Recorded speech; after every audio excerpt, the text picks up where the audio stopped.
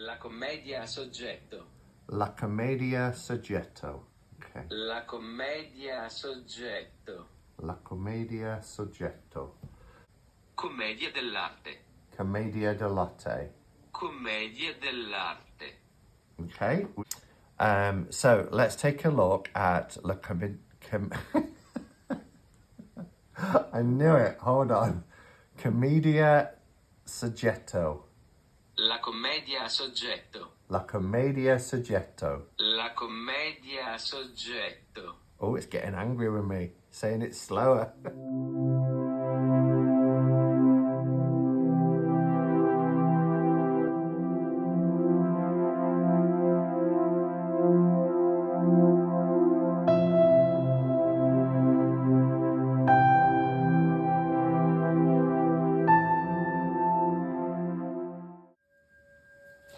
Hey we ducks, it's Simon here. Welcome to the Hermit's Cave. It's the end of the week. It's a Friday. Having said that, I am working tomorrow. I still will be doing a cup of catch-up and cards, but I'm working in the daytime tomorrow. It's not very often I have to work on a Saturday, but there's an event happening. Anyway, I went to the sorting office today because I had a dreaded red card in the week, and this is the first opportunity I had to go and collect it, and it's from my friend in Ukraine, Mikola, who has sent me numerous decks over the years. He's the guy behind Pentagram Publishing, which is a Ukrainian company making tarot decks, and there's been some fantastic decks. Like, I'm just turning around because I've got a little section. This candle is, I don't know what's in it. Granny's postcard tarot, just to name but a few. That why won't this light? I don't know what it is. The last green candle, the white and the black ones that I buy from Starchild are fine, but the green ones just keep going out constantly, and I don't know why, so it's not going to happen. So anyway, yeah, one of my favourites was Granny's Postcard Tarot. They also did one for Lenormand as well. There was the Muladhara Tarot. But this one has been sent, and I got the notification, so I contacted him because it said I'd got a package coming from Ukraine. And so I messaged saying, oh, what's the deck? Because I knew it would be from him. And he told me about it, said he thought I would enjoy it. So I looked it up, and he was absolutely right. So this one is La Commedia Soggetto. In fact, let's look that up because I want to be able to pronounce it right. La commedia a soggetto. La Commedia Soggetto. Okay. La commedia a soggetto. La Commedia Soggetto, which means the subject of comedy. Okay. I haven't opened it yet. On the back it says La Commedia Soggetto was a very popular theatrical genre in Italy since the Renaissance. A better known name for this genre is Commedia dell'arte. Commedia dell'arte. Let's... Commedia dell'arte. Commedia dell'arte. Commedia dell'arte. Okay, which means art comedy. The deck creator presents the images characteristic of A.E. Waite's tarot in a special, humorous manner of his, with the two leading Commedia dell'arte characters, the boy Harlequin and the girl Domino. So it's Harlequin and Domino are the main characters. The painting also becomes one of the main storylines of the deck. That is why pentacles turn to palettes, wands into pencils and brushes, swords into scissors and cups into tubes of paint. And it's 2022 and the artwork is by Jester. Printed by Pentagram Publishing. And yeah, do check Pentagram Publishing out. I've mentioned before, I think it's really important to support this company because any help or resources that our friends in Ukraine can get, the better. So let's take a look at I knew it, hold on. Commedia Soggetto. La commedia a soggetto. La Commedia Soggetto. La commedia a soggetto. Oh, it's getting angry with me, saying it slower. All right, so let's open it up. Okay, so first thing that I notice is the cardstock, which is fantastic. Oh, this is number 2.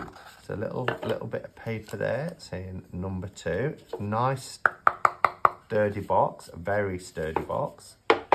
That's lovely. 2-part, easy to open even when empty. So I like the print on this. So it has a matte background, but you'll see if I get the light onto it that it has this kind of glossy imprint of these 2 characters here, which I'm assuming is the 2 that's mentioned on the back, which is Harley Quinn and Domino. Yeah, and then the lettering here is in metallic as well. La Commedia Soggetto. I'm going to be saying that in my sleep. We have a little book. It's in English as well. So we have all the little, and it is a little white book. You know, there's and it's also, you know, in other languages as well. But there is an English section, so that's good. Cardstock is lovely. It's kind of like that. It's the same cardstock that we've been getting recently for like Granny's postcard tarot. It's like an art card. It's matte, but it's quite unusual. I love this. It's almost like the comedy and tragedy of theatre, isn't it? So that's really nice. It's a standard tarot size. Okay, so I don't think they're in any order. No, they're not. So I will pause and put them in order. Okay, so I've just put the cards in order. It didn't actually take as long as I anticipated because it was basically in the right order of suits, just jumbled up a little bit. So we get this title card, Pentagram Publishing, We Create Tarot and Oracles, and you can check them out here. So that's their website. And they've got a number of decks now, and you know, they're always unique. I think that's what I would say. Each deck is very different. I don't receive a deck from Macola saying, you know, here's another deck, and I get them and they tend to be very, very samey. That doesn't happen with Pentagram Publishing. They're all very individual on their own, and he obviously works with a lot of different artists to create lots of different genres, which is always quite refreshing. I really love the backs. As you can see, they are reversible. Now, what I have found with this deck, because I've seen a lot of the cards now, because I've just obviously put them in order, and particularly with the minors, they're quite rudimentary. They're very kind of, it reminds me of an artist's sketch pad, and I quite like that. You know, I'm about adding decks to my collection that are different to what I've already got on the shelf. And what I like about this is the sketchiness of it. You know, it just looks like someone sat down with a sketch pad, and it says on the back that they've changed the suits, but they've still kept the names the same. So you've still got the 6 of Swords even though the swords are represented by scissors. So I like that, because you've heard me say in the past that one of the little pet peeves that I have is, and I get why it's done, it's to fit the theme of the deck, but I struggle sometimes. It's not, they tend to be the decks I grab for the least if they've changed, you know, to quills or butterflies for different suits. I don't seem to mind too much when they change for their association with the elements. So, you know, I don't mind air and fire and water and earth, because that's how my brain works anyway. If I see the Six of Wands, I think of fire straight away. So I don't mind that. But when it changes too much, but again, I get why that happens. So what I'm really pleased about is, whilst we do have here pentacles have turned into palettes, if we look at pentacles, you will see the palettes. There's 3 palettes here representing pentacles, but it still says 3 of pentacles. I quite like this font at the bottom as well. It's quite a nice font. But do you see what I mean about the kind of rudimentary element of the artwork? I really like it. I really like it.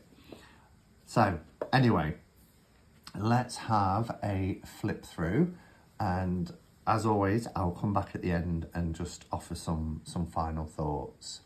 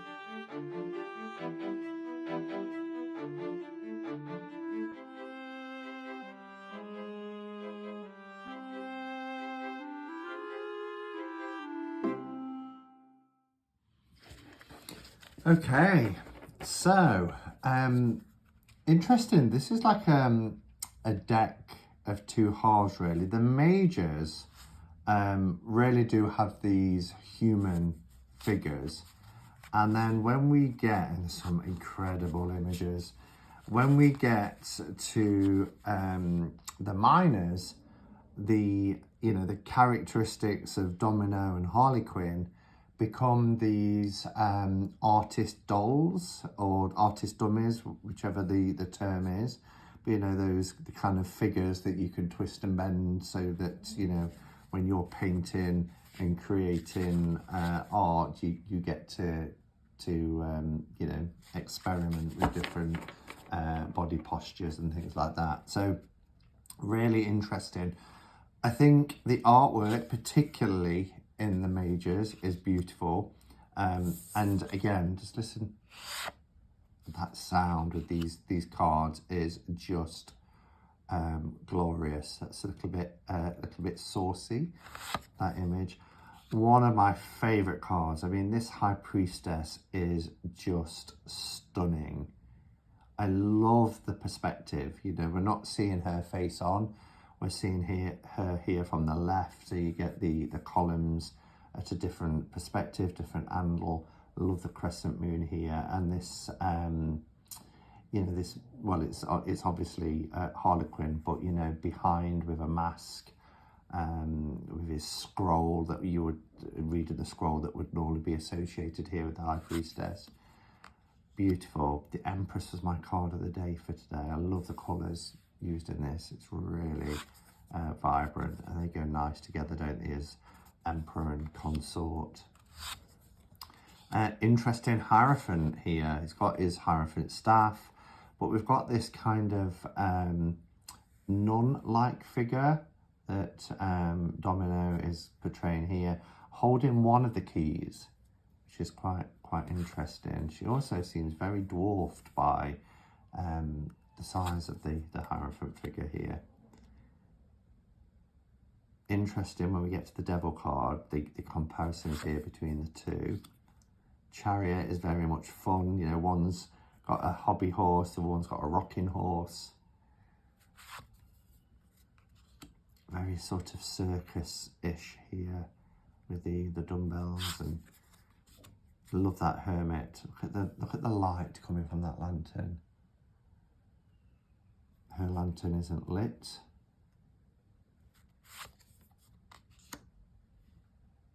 The penny farthing, is it? The bike there. Justice card is really interesting. She's holding the scissors, well, because scissors have replaced swords, and the scales, but it's actually he that is blindfolded. Excuse the sound of the sirens. Look at this death card. Love it. We've got this skull, but in the center here, making up the teeth, the nose, is the hourglass, indicating that, you know, the passage of time, it's trickling through. We're only here for a limited amount of time, and then these death-like figures getting ready to turn it, to flip it. Temperance, I love. Here's the devil card again. We've got a faceless devil here, but if we look at the body positions, unless I'm kind of imagining it, look at that. I mean, they are reversed, but facing forward, turning away, still holding the paintbrush. It's just really, really interesting. I love to look at how deck creators kind of link together the devil and our lovers.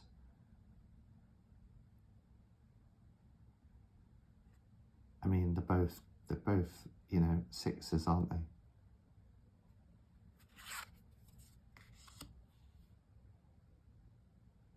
Tower.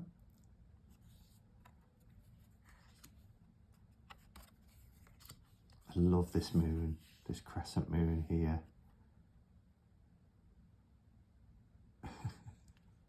The kind of fed up stance compared. Beautiful sun card. We have our judgment. And then the world, which kind of bursts. It's not limited here by the white space around the card. It's really, you know, it's come full out to the edges, this explosion. Really, really lovely. And I'm not going to go through all the minors because I've already mentioned the substitutes, even though, as I said, it still keeps the traditional titles. But these, the minors are quite rudimentary and almost like rough sketches. But there's something about that I really enjoy. Really enjoy. So, as I mentioned, the cups are tubes of paint, as you can see here all the way through. These tubes of paint. And our wands here are pencils and brushes. We've got pencils in some and brushes in the other, or a combination of the two. And then when we go into the swords, they are scissors. Look at that. Look at that 10 of swords. And then our final suit, which is the pentacles, are palettes.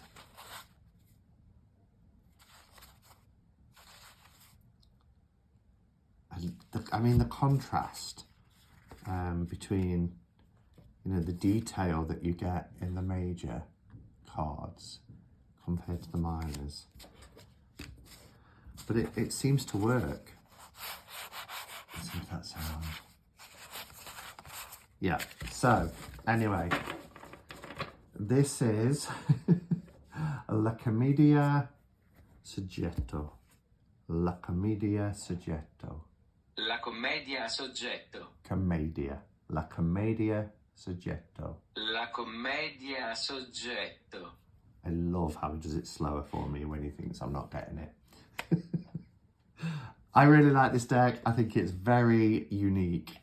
Sorry, that's a tautology, isn't it? Very unique. It's like saying fairly unique. Anyway, I'm going down a rabbit hole, as I tend to do. Thank you for watching. Let me know your thoughts on the deck. And if you want to support a Ukrainian company, then do check out Pentagram Publishing, because they've got some fun and interesting decks. Thanks for watching, everyone. Until next time, well, until tomorrow for CC&C, look after yourselves. Namaste and blessed be.